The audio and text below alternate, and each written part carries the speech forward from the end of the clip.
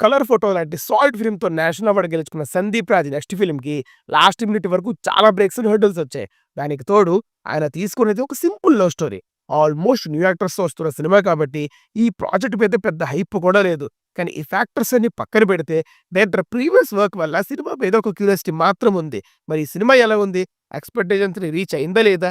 Detailed రివ్యూలో చూద్దాం.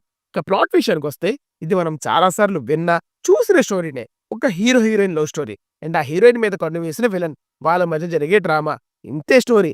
కానీ ఇంట్రెస్టింగ్ ఏంటంటే ఈ మెయిన్ లీడ్స్ క్యారెక్టరైజేషన్ డిఫరెంట్‌గా రాసుకొని ఒక డిఫరెంట్ సెటప్‌లో మనకి ఈ స్టోరీని చూపించారు. ఇంకా ఈ సినిమాలో పాజిటివ్స్ చెప్పాలి అంటే firstly writing and characterisation. Simple story అయినా క్యారెక్టర్స్‌కి ప్రాపర్ డీటెయిలింగ్ ఉంది. కొన్ని స్మాల్ డీటెయిల్స్ సీన్‌కి సెటప్స్ అండ్ పే ఆఫ్స్‌గా నీట్‌గా రాసుకున్నారు. అండ్ కొన్ని డైలాగ్స్ కూడా చాలా బాగా రాసుకున్నారు. నెక్స్ట్ పెర్ఫార్మన్సెస్ గురించి మాట్లాడాలి. బంటి సరోజ్ స్క్రీన్ ప్రెజెన్స్ చాలా స్ట్రాంగ్‌గా ఉంది. స్టార్ యాక్టర్‌కి ఏ మాత్రం తక్కువ లేకుండా తన డైలాగ్ డెలివరీ, కాన్ఫిడెన్స్, మెచ్యూరిటీ అన్ని ఎక్స్‌పీరియన్స్ యాక్టర్‌లాగా అనిపిస్తాయి. రోషన్ అండ్ డెబ్యూటెంట్ సాక్షి వాళ్ళకిచ్చిన రోల్స్‌లో బాగా పెర్ఫార్మ్ చేశారు. హర్షని కూడా స్పెషల్‌గా మెన్షన్ చేయాలి. కమెడియన్ ఇమేజ్ నుండి బయటకొచ్చి పెర్ఫార్మర్‌గా కొన్ని సీన్స్‌లో జెన్యూన్‌లీ ఇంప్రెస్ చేస్తాడు. కొన్ని ప్లేసెస్‌లో ప్రభాస్ అన్న రిఫరెన్సెస్ వాడారు. ఇవి బాగా అనిపించే మూవీలో. Next music. రిక్వైర్డ్ ప్లేసెస్‌లో మాత్రమే యూజ్ చేశారు. సాంగ్స్ రీసెంట్‌గా ఉన్నాయి. ఎక్కువ సాంగ్స్ లేకుండా నరేషన్‌ని డిస్టర్బ్ చేయలేదు.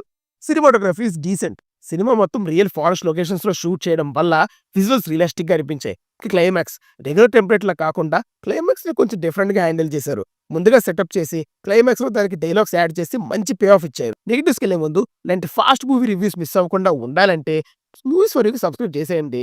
నేను వీడియో పెట్టగానే మీకు నోటిఫికేషన్ వచ్చేస్తదనమాట. ఇక నెగెటివ్స్ చూద్దాం. లవ్ స్టోరీకి ఇంపార్టెంట్ అయిన ఎమోషనల్ కనెక్షన్ లేదు. లవ్ స్టోరీ అయినప్పటికీ హీరో హీరోయిన్ మధ్య ఉండే రిలేషన్‌షిప్‌ని 1-2 సాంగ్స్‌లో సింపుల్‌గా చూపించేస్తారు. సో వాళ్ళ మధ్య ఉండే కెమిస్ట్రీ వర్కౌట్ అవ్వదు. మనం వాళ్ళకి అంతగా రూట్ చేయం యాస్ ఎన్ ఆడియన్స్‌గా.